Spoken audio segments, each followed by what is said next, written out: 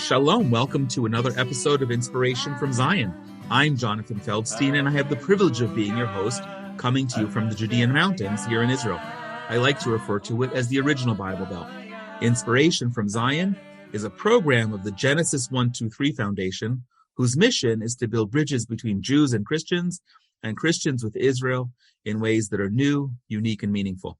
I pray that you will find this all of those. Through this program, we're excited to connect you to people and stories in and relating to Israel to give you a window to look through, experiencing aspects of life here that you might not otherwise know about. We want this to be interactive, so please be in touch with us at inspirationfromzion@gmail.com and send along any questions and any comments about any topic anytime. Or you can reach us at genesis123.co or follow and like Inspiration from Zion on Facebook, Instagram, and Twitter.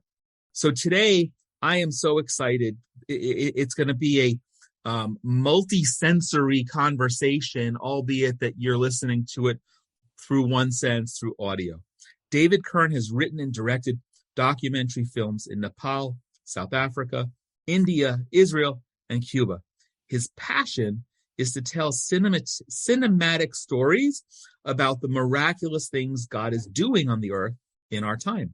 He and his wife Natalie and their 3 sons live in Nashville, and I refer to this being the original Bible Belt, so we can say that David is coming to us today from the buckle of the Bible Belt. Dave, I have to just, this is not a formal introduction, but David and I had such fun together in June when I was in Nashville hosting one of the best events I've ever done called Nashville Voices for Israel. Unfortunately, the audio and the video didn't come out really well. We're going to have to employ his good sense next time we do something like that. But David was fun and interactive, and I just can picture him, if you can picture a guy sitting up with one leg on a chair, just facing and having a conversation like we're sitting in each other's living room, having a great conversation. And today we're going to be discussing, well, it's multi-sensory, because David, in addition to what I mentioned in his bio about writing and directing documentaries, is also the author of an incredible book. And the book is called I Am Israel, The Believer's Guide to the Rebirth of the Promised Land. Now, all month, as part of Inspiration from Zion, we've been offering this book as an opportunity for you, our listeners, to get a free copy. And we're going to remind you how to do that at the end of the program. And not just a copy of his really incredible book, but a copy of the film. So today we're going to be talking about both the film and the book. And David, I've rambled enough. I just want to welcome you. It is fun to have you. I'm just blessed that we're going to have this conversation, just the two of us, and let our friends listen. Shalom, Jonathan. Shalom from Nashville. Yeah, it's great. See, I get to see you, which is really nice. Our listeners are just going to have to imagine how cool that is. So David, I want to jump in, but I want to start talking before we go into the film and the book. And in case I don't say it, the book is breathtaking. You've got such an amazing eye, and the photos were stirring. And we're going to talk about it, but I feel like I'm afraid that I'm going to miss mentioning that. So I wanted to say that up front. The photos are stunning. I felt like I was looking at an album of my family and my family's history. And then I realized, yes, it is, because some of those great black and white photos were from when my father was here as a child. And then, more than just me and my family, it's the history of our people here in the land.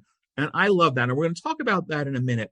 But before we get into that, I just like for you to share about yourself. Where and when did you get tapped? Did you get called to be this incredible documentary and now publishing advocate for Israel? And how did that come out of your faith, and how does that affect your faith? Well, I appreciate the question. I appreciate you letting me come on your show. I'm a big fan of everything that you're involved in, man. So the Israel thing came about just a number of years ago. I kind of grew up.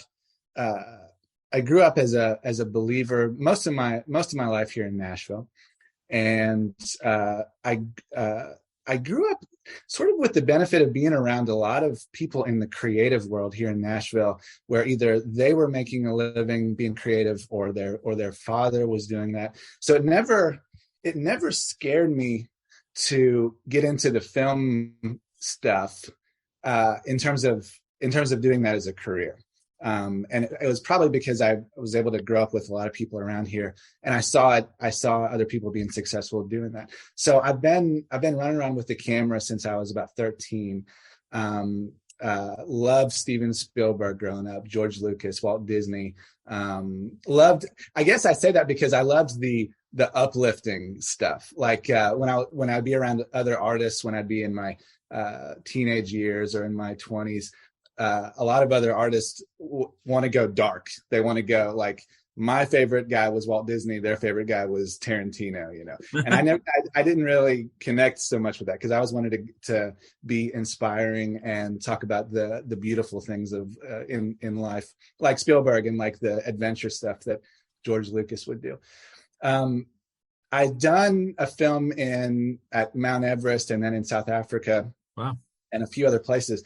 And I was finishing up this film that I'd done in South Africa. And right as I was finishing this thing up, a really close friend of mine, who is now, he's a Walmart executive, so he comes from the business world. He called me and said, "David, God told me to go to Israel and to take you with me." What year was this? This was 2014. Okay. And it was going to be a great, it was just a trip out of nowhere, and he was going to cover everything. And I was like, great. Hey, that's the greatest. So, 3 weeks later or something, we left for Israel. I was super excited because I loved Lawrence of Arabia growing up. I loved Raiders of the Lost Ark growing up. And so I was looking at this as like a biblical adventure trip that we could get to go. There was no plan, though. It was as simple as that. God told me to go and take you with me. And we were going to be hosted by somebody that he knew that I did not know, which was Tommy Waller. So we had an unusual, by today's standards, we had an unusual trip, because we flew to the airport and went straight to the mountains of Samaria. We did not fly to the airport and then do a beach hotel right away. Or anything else. We went straight to the mountains of Samaria, and it was really incredible, because that trip, it was all about the people of Israel, and it was all about the land of Israel. It was in the spring, and so there was a lot of green in the land. And every meal we had, pretty much, it was breakfast, lunch, coffee, dinner with Jewish people in Jerusalem, Judea, Samaria. And it was just it was asking a few questions, but it was really just listening. It was just listening to their personal stories of whatever they wanted to talk about. And the theme kept coming up. Almost everybody that we talked to, they were telling us how they came to Israel, or their father or their grandfather, how they came to Israel, how they came to live here. They were telling I didn't know the word at the time, Aliyah, but they were telling us their Aliyah story. Right. And it was a 10-day trip. After a couple of days, I'm not the smartest guy, but I started to recognize this. It was the same. These unconnected people were telling us the same stories. And I was like, this is somewhere in the Bible. Like what? Like they're telling us something that I've read before once or twice. And I found that in Jeremiah 2 different times, it says that God says, no longer will you talk about how I brought you out of Egypt, but you're going to be talking about how I brought you from the north and the south and the east and the west. And I was like, whoa, this is like what everybody's talking about. So there was that theme there, but there was another theme that I could not have foreseen either, which was the land. There was one moment in particular where we were driving, we were cresting a hill in the Golan Heights, and we came to the top of the hill, and as far as the eye could see was just rich colors of green and dark green leaves on the trees, and just grass as far as you could see.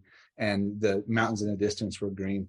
And I said, this looks like Kansas, or this looks like this looks like parts of Tennessee. This looks like pieces of the American, the Midwest. And I said, this is absolutely gorgeous. And immediately, as the storytelling thing kind of switched into my mind, and I said, nobody that I know anyway has seen this. Nobody sees how gorgeous this land is. It seems like everything that I'd seen in the news and even on documentaries and stuff, all the colors that you would see in the news and on Israel documentaries was always sandy, and it was all about smoke. If anybody ever did anything on the Temple Mount, it would be like, oh, this is not a place that you'd ever want to visit. And it was almost like it was intentional, like the storytellers, whether they were media or filmmakers, were showing Israel in a certain way. And I felt like Israel that I was seeing had never, as far as I had seen anyway, had never really been shown before. And it really, on that trip, it really, that switched.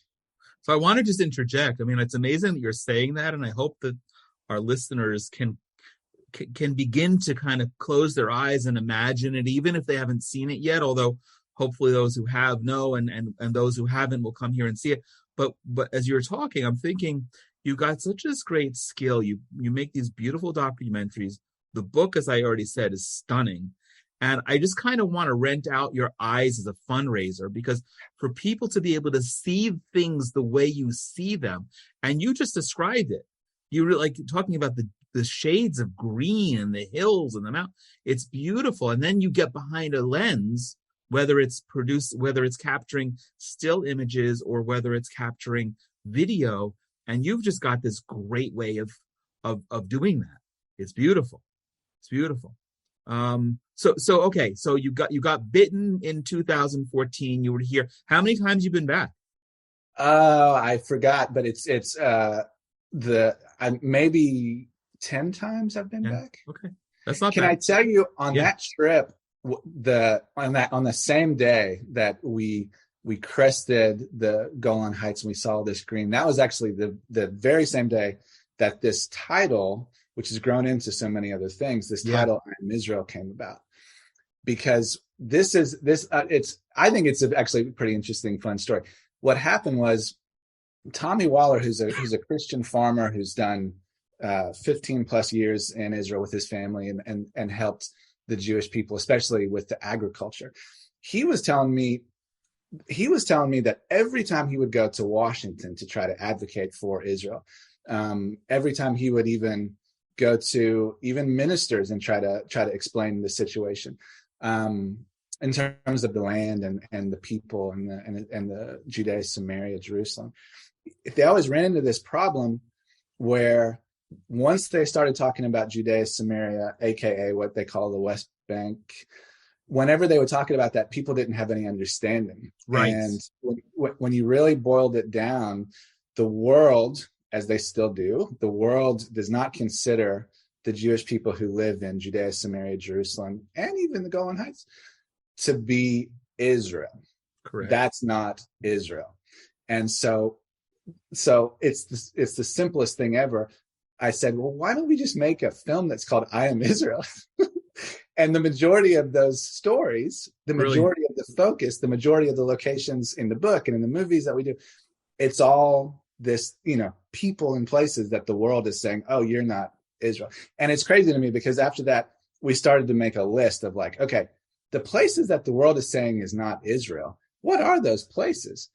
And it's like almost everything you would actually read in the Bible. You're right. It is the heart of the Bible Belt. There's no other definition. You're talking about where almost all the action took place. It's unbelievable. And people, and even the term West Bank really means the West Bank of Jordan. So it's like this. Okay, what does that mean? That means, according to the world, the most of Jerusalem is located in Jordan, Joshua's altar, Joseph's tomb, the tomb of Abraham, Isaac, and Jacob, is located on the west bank of Jordan. And Bethlehem, where Jesus was born, where the hills here where King David hid out from King Saul. I mean, that's nothing to do with the Bible, is it?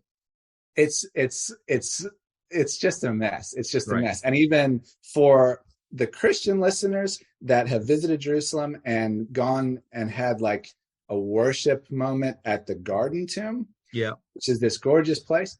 There's a great picture. I assume that's you and your wife in the book, right? It is.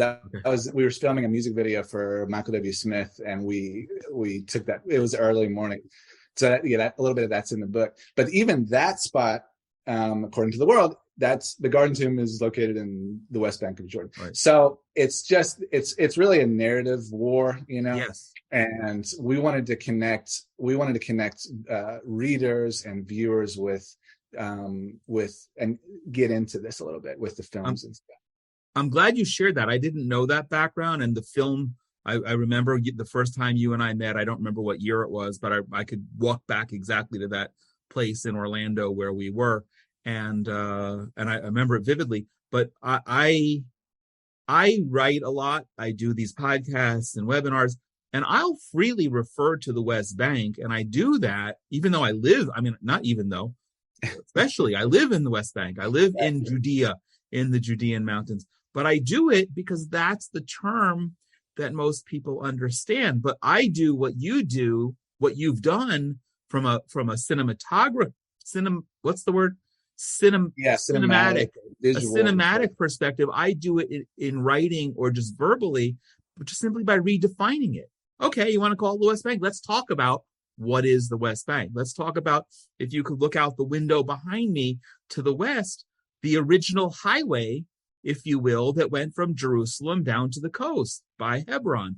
It's today we call it the highway, the pathway of the patriarchs. But it's not just a dirt road. That was the highway. That's how people commuted. And that's essentially biblical. So I help people redefine it. And a lot of people have a bias, and that helps pick it apart. But a lot of people are completely ignorant. And I don't want to get hostile with people who just don't know. I'll just go into their terms and define it. And you do that also beautifully. And I didn't know that about the film. Just call it I Am Israel and define what Israel is. Yeah. Can it help? I think it helps because I was totally ignorant. If somebody, 2014, in my early 30s, if somebody had said the West Bank, I would have absolutely no idea what they're talking about, because it's not something, and I think this is a normal thing for a lot of believers that live in the United States. Israel, we appreciate and love Israel, and we also read the Bible quite a bit. But in terms of what has transpired in the last 10 years, 20 years, 100 years, we're not experts on that. And so me coming from a totally ignorant point of view, and then getting the God-given privilege of being able to actually meet people like you, I think my role is to kind of take what I see and then put it into films and into the book forms, so that because the fact is most people are not going to be able to go to Israel. Most people that are Bible believers are really not going to be able to. I don't know what the percentage is, but it might be 1%, 2% of people alive on the earth right now that are actually going to get to go. So we have to. One of the goals of I Am Israel is to bring the land of the Bible to people in Europe, people in Africa, people. We just mailed a book to Nigeria yesterday, to a school in Nigeria. So yeah, it helps that I was ignorant in terms of some of these storytelling things. Well, you're seeing it through on a clean slate, and you were able to grasp it and reinterpret. That's amazing. I want to take a break, and actually, since you just set it up by saying most people aren't going to get to come to Israel, we're going to take a break and talk to and share with people how they can come to Israel virtually for free with Run for Zion as a shameless plug. And then I want to come back and I want to talk about the chicken and the egg between your book and your film. So hold on, we're going to come right back. When you think of Jerusalem, you probably think of its historic and biblical sites. Run for Zion is a trip unlike any other. You will join tens of thousands of Israelis interacting with Jerusalem as you never have and never imagined you would. You'll connect with and bless Israelis of all backgrounds. If you've never been to Israel and are dying to come visit, or haven't been for a while and can't wait to get back, Run for Zion is the opportunity for you. And now, if you register today, you can join us for as little as $29. Yes, that's for real, just $29. Run for Zion is a pilgrimage and service experience that gets you out of the tour bus, interacting with the people and the land. Check out runforzion.com for details and come, run for Zion, and bless Israel with every step. Okay, so David, yeah, and actually, as I went to the break, I realized also, to your credit and with gratitude, you've also been promoting Run for Zion, and I'm excited. I hope people will come along. It's a great program. I'm not doing a plug for that now, other than what we just did, but it is a great opportunity to see and experience the land, and literally to be able to do so almost for free. But so life is a series of chicken and egg moments, right? And there's a big debate. What everyone knows what the chicken and egg, I assume, and if they don't, they can text me or send me an email and I'll explain it. But the film was your chicken or egg, right? It was the first, right? Or chicken or egg, yeah, whichever one is first, and that has inspired so many. First of all, the film, I didn't note when we were talking about it. It's worth noting the film has sold over 50,000 copies. It's screened in 10,000 congregations and been seen in 143 countries and aired on multiple TV networks, featured on the 700 Club, Fox News, Glenn Beck, Charisma, American Family Radio, and the Jerusalem Post, and also was screened in the Knesset, the first Christian-produced film to have that honor. It's impressive. It's very well done. It's a lovely way of connecting a bunch of people and their stories with people like we try to do, as I say in the intro, to give a window to look through about aspects of life here. So if that was the first, what I'd love to know before we get into the nitty-gritty of the film and then the book, when actually doing the film, what did you learn? What were your three big takeaways? Three big takeaways doing the film. Number one, I had the time of my life because we were filming for 2 months and my wife was with me the whole time. And when I'd done other films overseas, that hadn't happened. And it was amazing because I felt like home was with me, meaning I could have, we filmed for 2 months and I could have stayed for as long as it took. And I absolutely loved it. And she's really my creative partner that, if I have a good idea, she will recognize that. And if I have a bad idea, she will recognize that. And so it's just the greatest thing.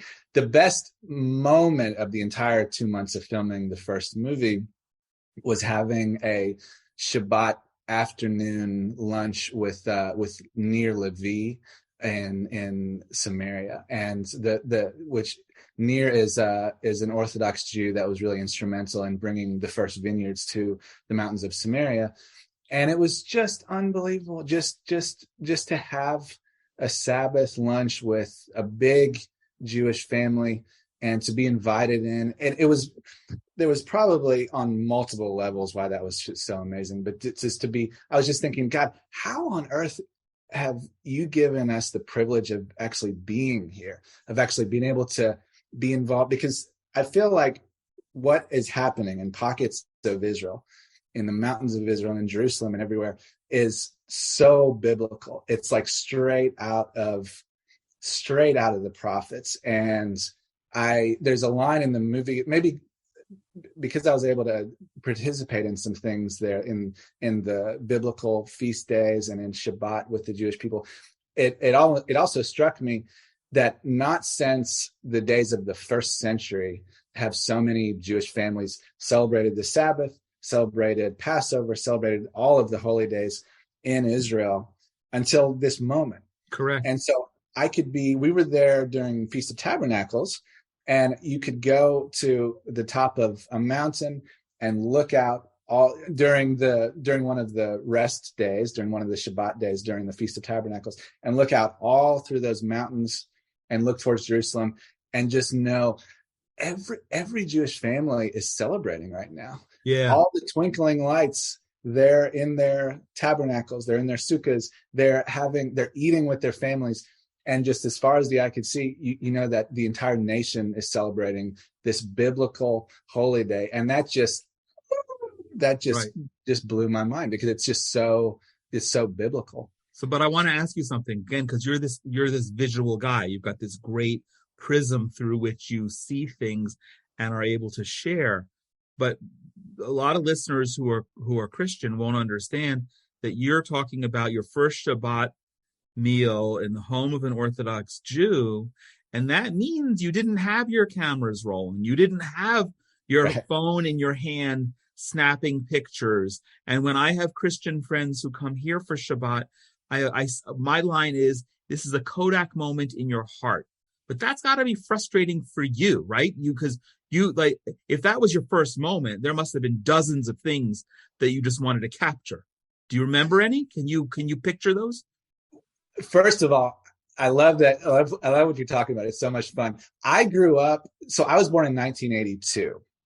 I remember what it was like to not have a phone. Right. And so some of these moments where you don't have any communication, it's like, oh, this is like when I was in Boy Scout camp when I was a kid. So I love it. Actually, it makes the anxiety, we have to be able to communicate, but at the same time, the anxiety does go down when there's no pressure. But I felt so, and this is so serious, so true. Natalie and I felt so privileged to just be able to be invited and be a part of the holidays and also the Shabbat dinners and things. It was like, listen, whatever the rules are, we're down for it. We were down for it. And so what we actually did in the film and in the book too, the Near's family, we actually faked an early Shabbat where the family was getting ready and the candles were being lit. We faked that in the Friday afternoon.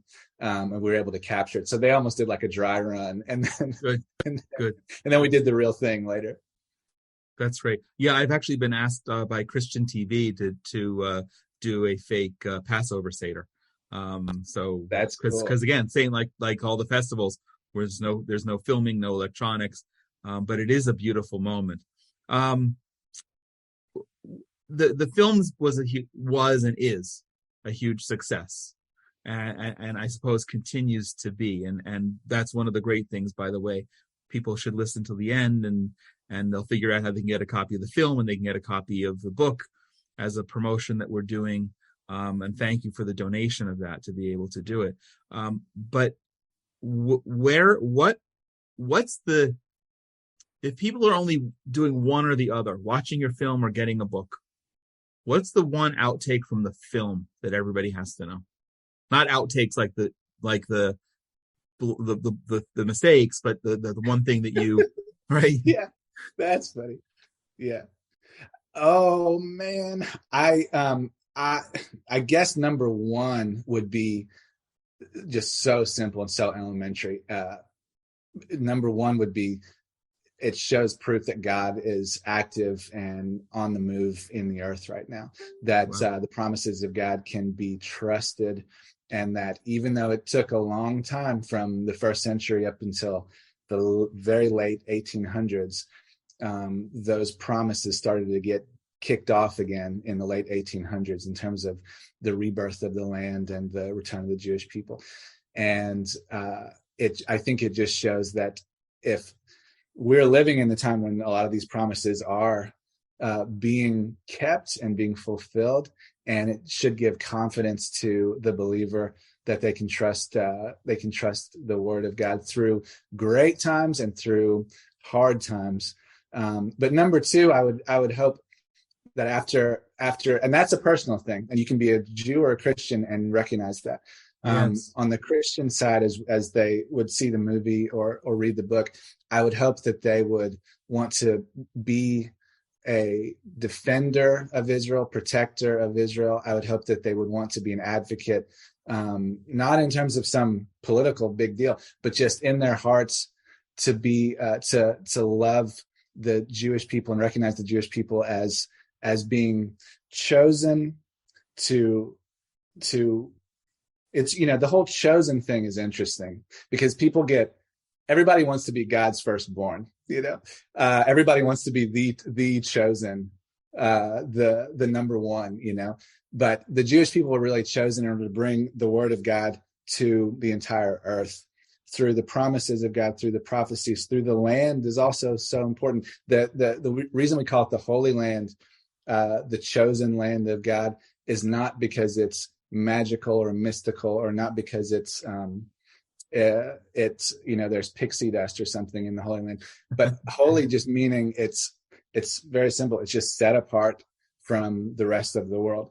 Holy Land, this land itself is just different. It's set apart by God from the rest of the world, and it has purposes, and it's really the centerpiece of the Word of God. And from that land, the entire world would hear and understand the full knowledge of God, and it all comes out from that land.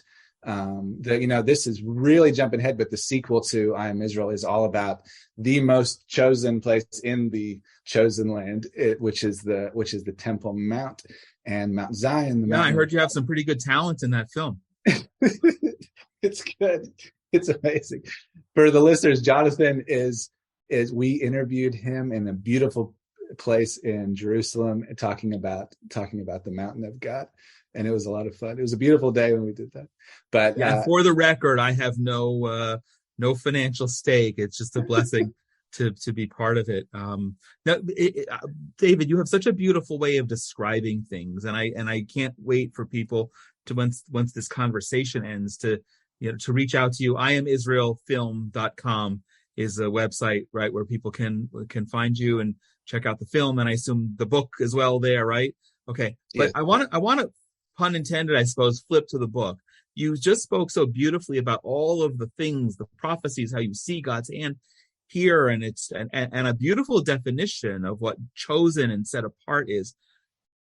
There's one word you didn't use that you kind of walked around, but it's in the title of the book that I want to focus on. I Am Israel, the Believer's Guide to the Rebirth of the Promised Land. You were just speaking about the rebirth, but why? That's a very profound title. Rebirth is real significant. Why did you have that subtitle to the book? Rebirth is something that even God talks about, not just in the prophets, but going all the way back to Deuteronomy. At the end when they're in the desert and they're right about to come into the Holy Land for the very first time, God kind of lays out, we're about to go in. Joshua's going to lead everybody in, but this is what's going to happen. And it says there will be an exile, and then there will be a return. And that happens before they even get in for the first time in Deuteronomy. And the rebirth is really what we're living through, what our parents and grandparents have been living through in the last 100 years or so, a little longer. But the prologue, the opening chapter of the book goes through all of the different rebirth themes that are underway. We're talking about the rebirth of the land. It used to be a place of desolation, and now it is bursting forth with color and life. The return of the Jewish people, which I think was tied to the land. I think once you said about chicken and egg, and this is actually an interesting question about Excellent. What was it first? Did the return of the Jewish people make the land come back to life, or did the land start to wake up right? And then the Jewish people started to return in the late 1800s. Great question. But I think everything, which is also why the Temple Mount is so important, that everything is tied to the land. The rebirth of the Hebrew language. Nobody was really speaking Hebrew except on a religious level for 1800 years or so, and now all of Israel speaks Hebrew. The choosing of the name of the country is also interesting. There's a story in our book about how the name Israel was chosen, because you would think today it's like, oh, of course, when the Jewish people return, it's going to be called the nation of Israel. But there was a debate. They were saying, should we call this place Judea, the entire land? Should we call this place Judea? Should we call this place I think Zionia, like Zion, really? Zionia. There was a list of at least a half a dozen names that they were I think Eber might have been one. So they really had to have this discussion about what the name was going to be called of the country. We have the creation of the flag, and it's cool. You've got the flag behind you. The blue and white and the Star of David on the flag. That was the people of Israel in the early days were like, what is our flag going to be? And it's really modeled after the talit, after the prayer shawl. And Correct. so when they see the flag blowing, and even some of your listeners may have an Israeli flag in their backyard or in their office or something. When you look at the flag of the nation, it really calls to mind prayer, and the symbol Wow. is nice. and the shield of David being there with the Star of David. Correct. So yeah, this whole rebirth thing is prophetic. And so it's called the Believer's Guide to the Rebirth of the Promised Land, because I also want to make it clear on the cover of the book that this is not a secular book. There's a lot of secular material out there that's saying, did King David really exist? Or can we trust the New Testament and things like that for Christians? And I wanted to make it clear on the cover of the book that this book is all about God. So when you read this book, this is not a secular book about Israel. You will, if you are a believer, you're going to enjoy the biblical ties on every single page. Right. In your own material, I actually feel like it may be a misnomer, but in your own material, by the way, it's a 262 page book. This is a serious hardcover. You refer to it as a coffee table book, and I actually don't think so, because there's too much content. Coffee table books are something you flip through. This is something you interact with. You've got beautiful, the stunning, breathtaking pictures, old ones of your own, and then classic black and white ones from the early rebirth of the land. And then you've got a bunch of narrative that helps people understand it. And that's very in depth. It's very, very well done. And then you intersperse it with scripture, and then stories of not biblical, but of early Christian Zionists and modern Christian Zionists. You've got multi dimensions to the extent that we're having a visual conversation through the media of audio. It's very hard to do, but this is a multi-dimensional experience, and I just want to let people know what they're in for. But let me ask you a question about the name again. Rebirth. I'm an Orthodox Jew, and the title is The Believer's Guide. Okay, we know who the book is for, and Rebirth of the Promised Land. Is there a I just lost the French. I forgot the word. Is there a double entendre in the use of the word rebirth? Is that also speaking to Christians who are born again? Not necessarily, although you could use the same word, rebirth or born again, to apply to some of this stuff, like the language has been born again, the land has been born again, meaning it was vibrant, and then the land died for such a long time, and then the land returned back to life. So you could refer to it that way for sure. Okay, cool. But on that note, let's just take another quick break and come back in about 30 seconds. I want to pause in the conversation for just a moment to invite you to join us in one of the really incredible programs that we do as part of the Genesis 123 Foundation. This year, we have been going out all throughout the Judean mountains to show love to soldiers who are stationed keeping us safe from the threat of terrorism. It doesn't matter if we're in a burning heat wave or temperatures below freezing before the wind chill. They are out there guarding strategic points that have a high risk of terrorism. And thanks to the support of many people like you, we are pleased to bring them homemade hot soup in the cold of winter and cold drinks and sweet watermelon in the heat of summer. Any donation is meaningful and helps us to bless the soldiers. You can join us and donate at genesis123.co/bless-a-soldier. That's genesis123.co/bless-a-soldier. And when you do, you also have the opportunity to send along your own personal words of thanks and blessings to the soldiers guarding the land and protecting the people. Please join us.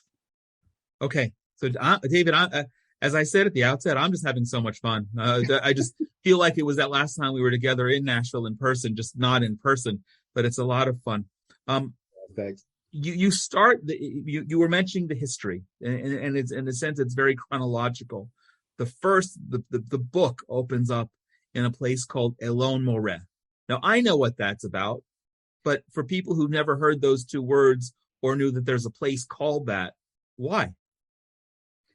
The prologue of the movie and the prologue of the book opens up on a mountain peak in the middle of the country called Elon Moreh, and it's a gorgeous place to visit because it's undeveloped, so it looks similar to how it would have looked. Oh gosh, what are we talking about? 3,500 years ago? Because Elon Moreh was the place in Genesis. I think it's Genesis 6. Is it Genesis? No, it's Genesis 12. I'm so sorry. Genesis 12. So what's a couple of chapters between friends? So Elon Moreh is so important to the story of Israel, the story of the Jewish people, because this was the place as Abraham was following the word of God and doing what he said and coming into the land for the very first time. This was the very place where God said, okay, stop. And now look around. And so he would have been on the peak of this place, of this mountaintop, Elon Moreh. And this is the place where God says, this is the land that I'm going to give to you and your ancestors. And then he promises to protect Abraham and his ancestors. And so it's really, maybe it's like the Plymouth Rock of wow, Israel, nice. Nice. Because and by the way, for non-Americans who didn't grow up learning that as you and I did, Plymouth Rock is where the pilgrims, if you will, the people fleeing the British rule landed their boats in what year? Oh, I have no idea. A while ago, a few hundred years ago. And then in Plymouth Rock, and there was a religious aspect even to Plymouth Rock, because they got off. They offered Thanksgiving. Correct. It was like an altar. Right. So Elon Moreh, we have a grandfather and his grandchildren that come up there right as the sun is rising, and he's sort of a connector to this story, because Elon Moreh is important for him and his family. And it's also important for Israel and the entire nation of the Jewish people. So it opens up at this place that I hope more people get to visit. It's accessible, but it's also in the middle of, it's in Samaria. It's in the mountains of Israel. So a lot of the tour groups don't make that a destination. And you've already talked about, you mentioned Samaria. That's the northern part of Judea and Samaria, also known as the West Bank, with Jerusalem sort of in the middle. You mentioned the whole redefining of it, and obviously underscoring the fact that it is not just part of Israel; it's the heart of Israel. What other reasons have you been focusing on Judea and Samaria in this book and film particularly? There are specific prophecies just for Judea, Samaria, and it's in the book. In the middle, I think it's in the middle of Ezekiel. God talks about the mountains of Israel. So the mountains of Israel would not be the coast, or the southern desert. The mountains of Israel would be what Jonathan's talking about, the heart, the middle, and it would also include Jerusalem, but the mountains of Israel. And God has specific prophecies for Judea, Samaria, the mountains of Israel, and he says that this is going to be a place where the nations of the world is going to mock this place. But even though they will mock the mountains of Israel, there will come a time where the people of Israel will return and plant vineyards and build houses, and that the destiny of the mountains of Israel is going to be a thing of flourishing and redemption, and God is going to change things from the mountains of Israel.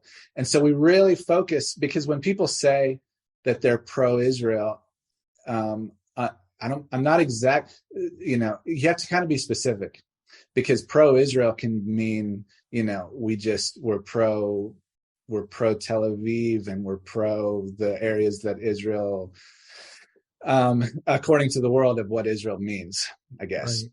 Or the startup nation, the technology part, but not. Yeah. But it's so fascinating when you talk about this. It's again, even though you're not a novice anymore, it's just with such a clean, fresh eye, because of course, when you talk about the mountains of Israel, there is no other place. But I've never even thought of it that way. So of course it has to be here. There's no other place, and people who haven't been here don't necessarily know that, but even people who have been here don't pay attention to that nuance, and people who live in the mountains of Israel, like me, and know it, just need that extra highlight pen that you just did, reminding us that, of course, these prophecies are referring to this part of the land, not uniquely, and not that the rest of it isn't valid, but you can't cut out the heart of Israel and still have integrity of the land of Israel.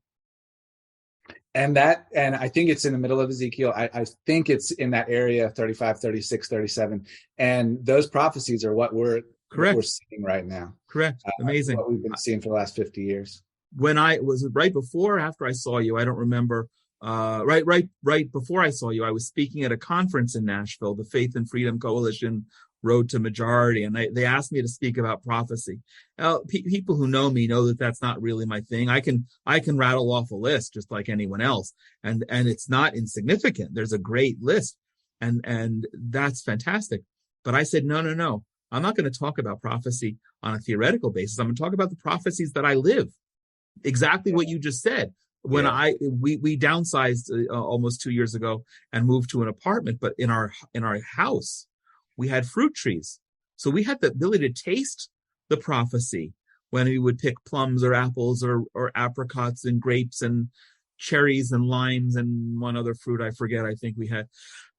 So it's not, we interact with it. Before we started recording this, we were speaking about my grandchildren and the prophet. We didn't speak about the prophecy of it, but when I take my grandchildren to play in the playground with dozens of other Hebrew-speaking Jewish Israeli kids, and you mentioned the rebirth of the Hebrew language, it's prophecy. Children playing in the streets again, and I'm not quite at the old man walking in the streets, but hopefully I'll get to that.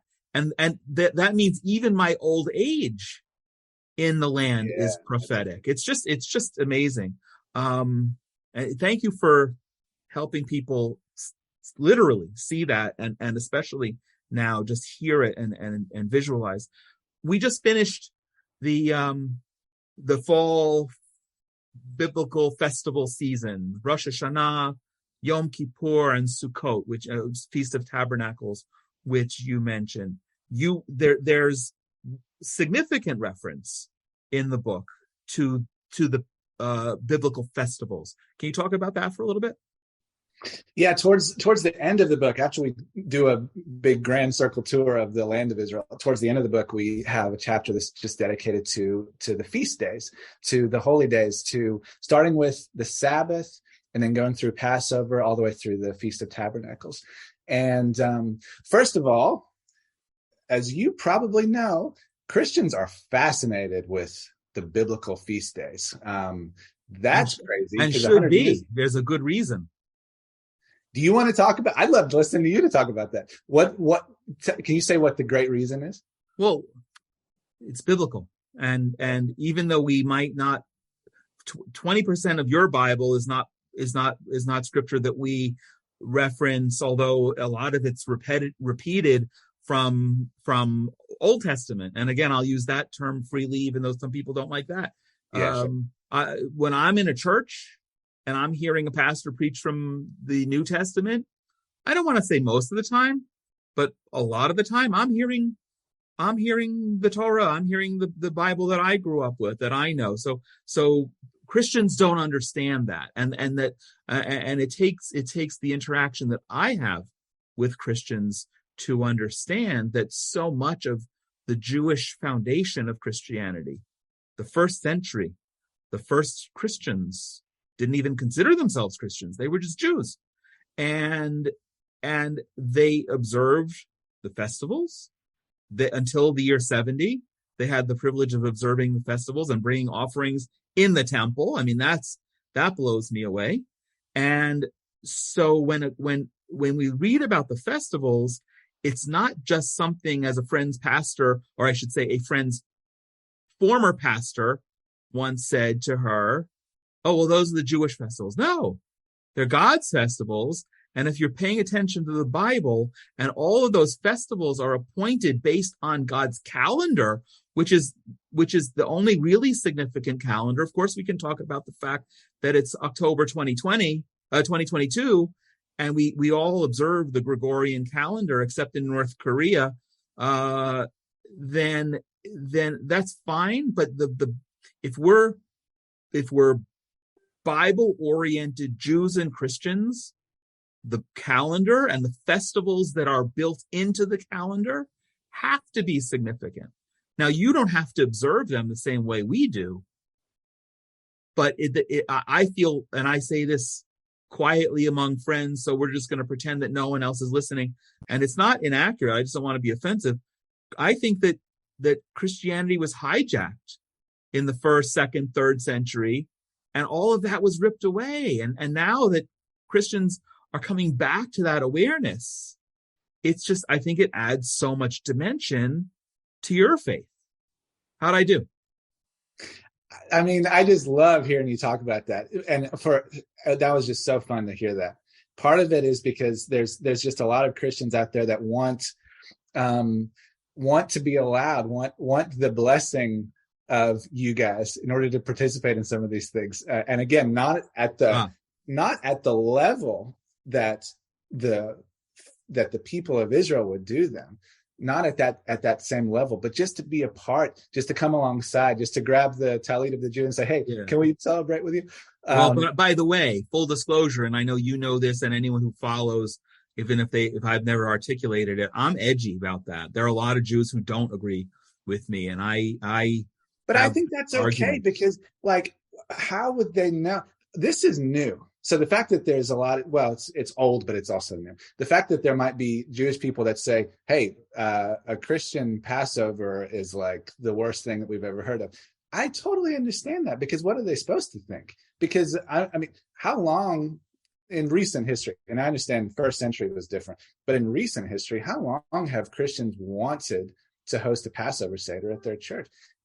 Is this 20 years old? Is this 50? I tell you what I actually think. I think the moment that the shofar was blown on the Temple Mount in 1967, there was a shift, a spiritual shift that happened all over in the Revolutionary War in the United States. We had this thing called the shot heard around the world. Yeah, exactly. And I refer to the moment that the shofar was blown on Mount Zion as the shofar heard around the world. Nice. I think there was a spiritual shift that happened that is still underway. And for the last 10, 20, 30 years, there has been Christians, not just the United States, all over the world, that have wanted to participate in the biblical festivals. And I also think, I think now and also in the future, the fact that that's happening is to the benefit of Israel and the Jewish people. And what I mean is, I'm nodding in violent agreement. Yes. Okay. I'll tell you my theory on this. I don't think somebody that celebrates the Sabbath and does blessings over their family on Friday night and then celebrates Shabbat anywhere in the world. How can that person, I don't think you're going to find somebody that celebrates Shabbat that's a Christian that hates Israel. I think the moment then they say, hey, this is like a biblical thing, and it's all throughout the New Testament. What if we celebrate the Sabbath on a certain level? We wouldn't do it on an Orthodox level, but we would celebrate Shabbat in our house. I think the moment that they start doing that, they start to think more about Israel, start to think more about the Jewish people. There's like a spiritual connection that happens, and it doesn't matter where they live in the world. And I think that's really one of the reasons I put that in the book, not just the Sabbath, but all of the festival days, because wherever you are in the world, if you are participating in some level, having a party or celebrating it with your family, the Feast of Tabernacles and a Passover Seder and the Sabbath, I think that is it's a tangible and also a spiritual way of connecting with Israel wherever you are.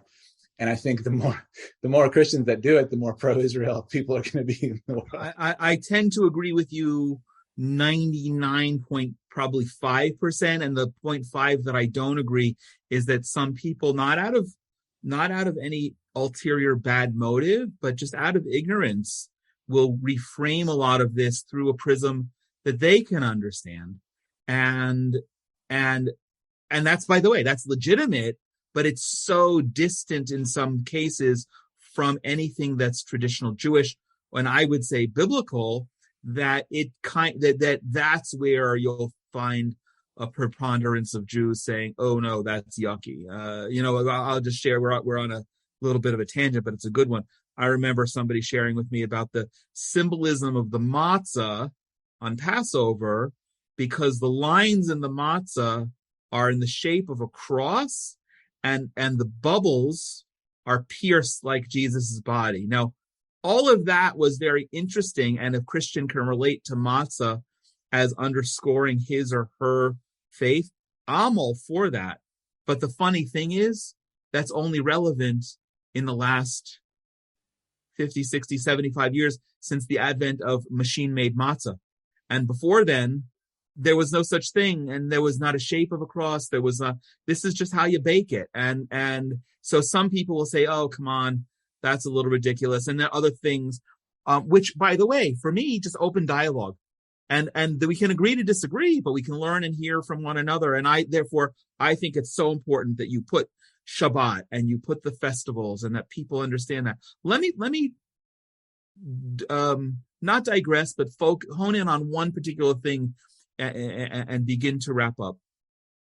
One of the things, the book is so good visually, and you wrote in something that I read that it's important as a means to teach children the reality of the Bible. Now, I want you to talk about why that is, because it's your book, but I want to just say how important that is in a world that we're living where, you've got, since that shofar heard around the world, Christians waking up to the significance of Israel and the festivals and everything biblical, that God is helping us connect the dots. But now, in the last year and a half, 2 years, you've got surveys showing that young Christians are turning away from Israel. Their support has decreased, according to statistics, by 50%.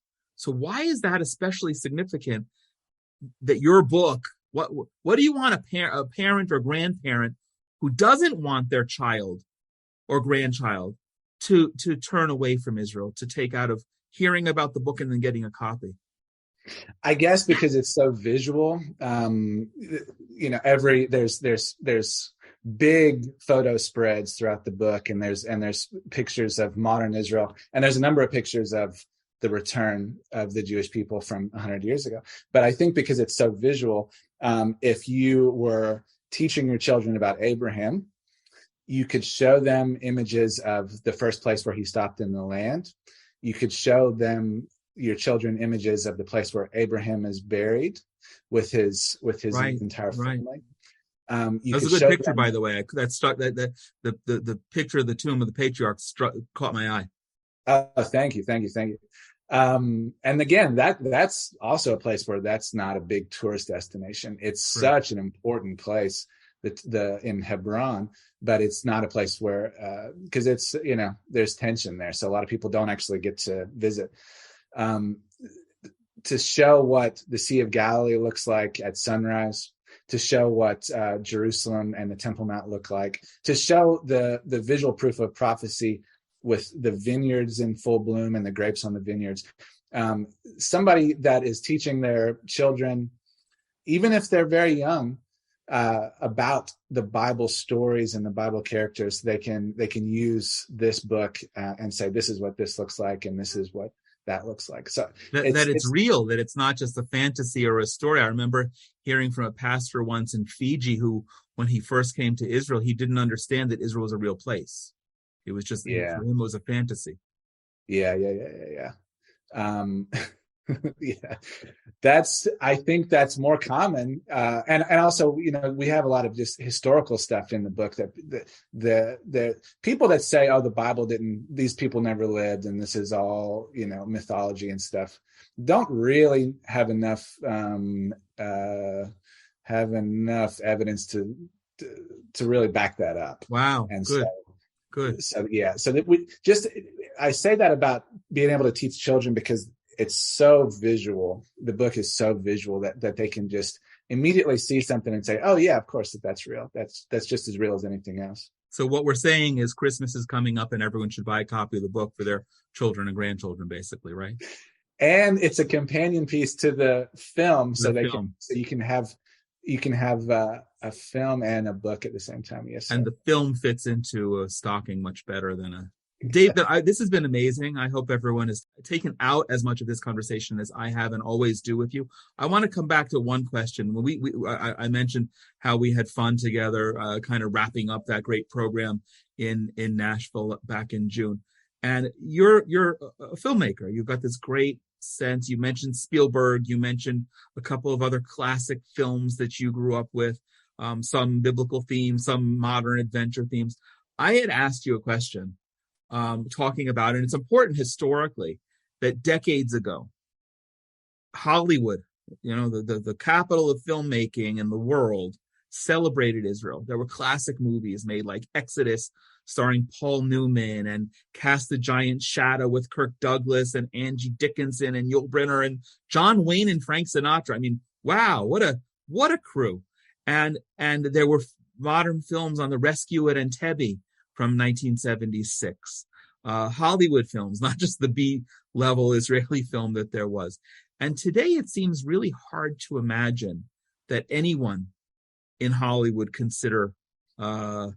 would consider even thinking about producing such a film. You mentioned a lot of good films. You mentioned a lot of good filmmakers.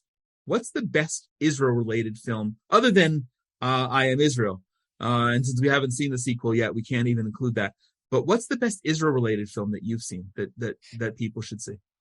I remember us talking about that. Right. Do you remember what I said? This crazy thing. Yep. Go ahead. I said the best Christian movie that's ever come out has been directed by a Jew, and the best Jewish movie was directed by a Christian. Do you remember that? I do. That's why I was curious if you would remember, because it was a great answer. So enlighten us. What were those films?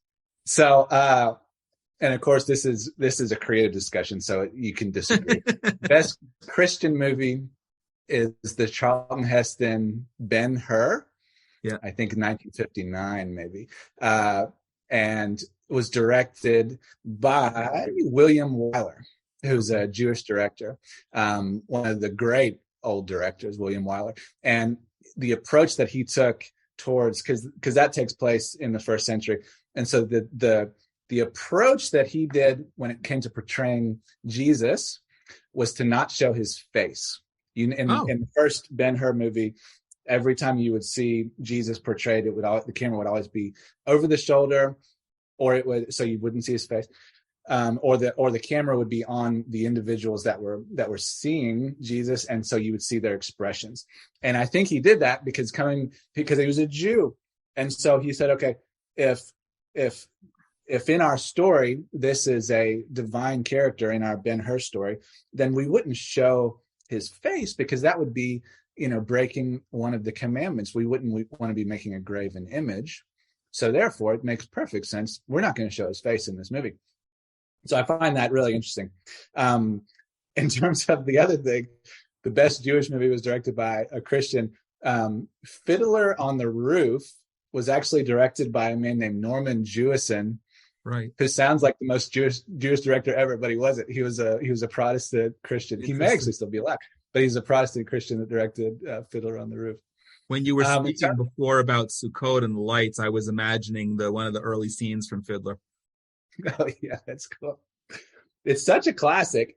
In terms of what's come out recently, it's hard to say anything that comes from a Jewish or Christian point of view that's come out recently. There is a gorgeous IMAX documentary that's just called Jerusalem, narrated by Benedict Cumberbatch. It's a secular point of view. But it's visually, it's just the best thing that I've ever seen. It was shot on IMAX film, so it's really, really gorgeous. But yeah, it's funny because when biblical material comes out, movies, they always do so well. They always do so well, but at the same time, they're not really making them like what they have in the past. Right. In the good old day. David Kiern, this has been a delight personally.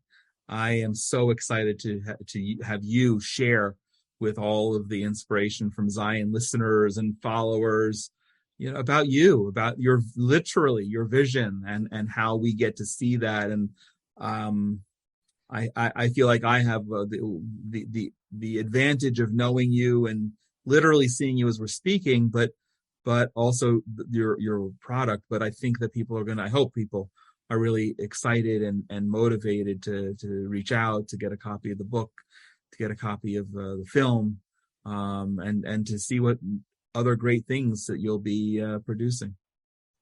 Thank you, Jonathan. This is super fun.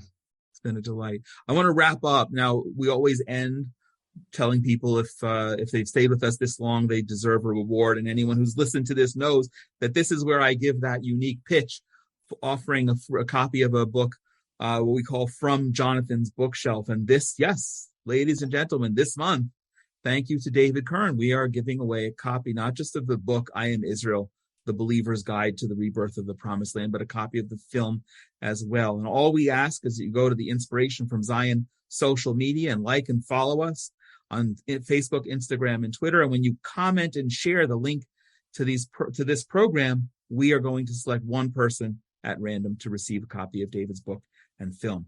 So we're excited to send that to one of you in the coming weeks. We're also always grateful that the podcast is sponsored by our friends at the Willow Run Greenhouse in Culpeper, Virginia. If you're ever in the area and want to pop in and say hi and thank them for helping make this program and conversations like this possible, please do. And also special thanks to the Coyne family for their meaningful sponsorship. Inspiration from Zion and all of the Genesis 1, 2, 3 Foundation programs are made possible by donations. So please consider joining us to help continue the dialogue and build bridges between Jews and Christians. If you'd like to sponsor a future episode of Inspiration from Zion in honor or memory of a loved one or a special occasion or just a film that you love, please be in touch with us at inspirationfromzion@gmail.com. We're always thrilled to hear your comments as part of the dialogue and invite you to send any questions, especially questions you have about traditional Judaism for our Ask the Rabbi programs. Please share this program with others who you know will also find it of interest, and continue to join us right here as we bring you more meaningful conversations about unique topics relating to Israel that you won't hear anywhere else. Wherever you are in the world, I pray that you and your loved ones are all safe and healthy, and send my blessings from right here in the Judean mountains. God bless you. Hallelujah,